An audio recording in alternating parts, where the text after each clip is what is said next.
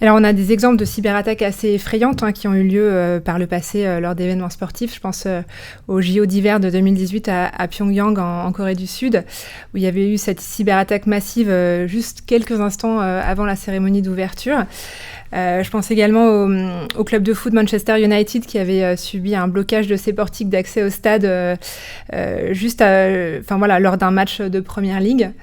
Et puis les JO de Tokyo 2021 qui avait marqué les esprits par le nombre de cyberattaques subies.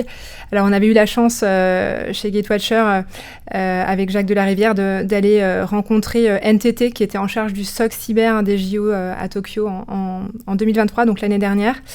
Et il nous avait expliqué qu'ils avaient été les premiers JO à devoir faire face à une prévalence du risque cyber si forte. Pour eux, la menace venait principalement de la Chine, de la Russie et de la Corée.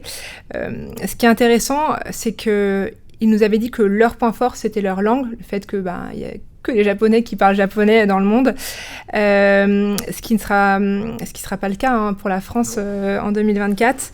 On n'aura pas la barrière de la langue. Est-ce que vous pensez que nous sommes davantage exposés finalement à la menace que les JO de Tokyo ? Alors moi je pense que les JO de Tokyo, il ne faut pas oublier qu'ils se sont tenus dans un contexte très particulier. On parle des JO de Tokyo 2020, mais ils se sont tenus à l'été 2021, en pleine pandémie, en queue de confinement en France. Et donc c'est vrai que à ce moment-là, l'archipel était fermé aux visiteurs. Moi j'ai eu la chance d'y aller en observateur et c'était un petit peu déprimant d'arpenter les rues de Tokyo, de voir les décorations, de voir le look and feel of the games qu'on commence à voir dans les rues de Paris et de constater qu'il y avait finalement très peu de touristes, qu'il y avait très peu de célébrations. Et puis d'autre part, une bonne partie du monde avait d'autres préoccupations à ce moment-là, et je pense que ça a aussi joué sur le volume et la qualité des attaques qu'ils ont pu voir. Et puis bon, il y a aussi le fait qu'ils s'étaient très bien préparés, qu'ils avaient eu une année supplémentaire pour faire face.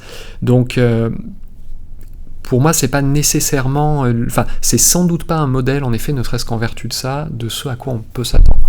Nous, ce qu'on a regardé, c'est encore une fois nos assets, notre risque à nous, qu'est-ce qui pouvait intrinsèquement intéresser les bad guys en face et comment ça pouvait affecter notre fonctionnement. Et puis en effet, on surveille la situation géopolitique, on surveille les grands acteurs qui par le passé se sont intéressés aux Jeux ou à l'environnement olympique et paralympique. Et puis comme toute organisation digne de ce nom, on fait également une veille sur la threat intelligence et sur ce que les groupes criminels se préparent à faire. Et tout indique que nous, comité d'organisation, encore une fois, nous serons pris pour cible, tôt ou tard. La question, c'est de quel type d'attaque, quelle sophistication. Ce qui est intéressant surtout à avoir en tête, et qui est une tendance forte qui s'est développée depuis Tokyo plutôt, c'est qu'on anticipe que les acteurs vont beaucoup s'intéresser à un écosystème, pas seulement à l'organisateur des Jeux Olympiques, mais à la nation qui les accueille. C'était quelque chose qu'on avait déjà vu en 2014 à Sochi, où à l'époque la Russie avait choisi d'accueillir les Jeux d'hiver dans une région à l'histoire un petit peu compliquée, et je crois que plus de 700 sites internet sans rapport avec les Jeux avaient fait l'objet d'un defacement à cette occasion. Sans rapport avec les Jeux. Sans rapport avec les Jeux. Donc aujourd'hui, c'est vrai que c'est un des axes de travail qu'on a pu avoir avec l'ANSSI, c'est de communiquer aussi largement que possible, et l'ANSSI est de fait responsable de la cybersécurité des Jeux dans leur ensemble, c'est-à-dire auprès de l'ensemble de la nation, parce qu'il y a de vrais enjeux d'accélérer la modernisation et la mise à niveau d'un certain nombre d'acteurs.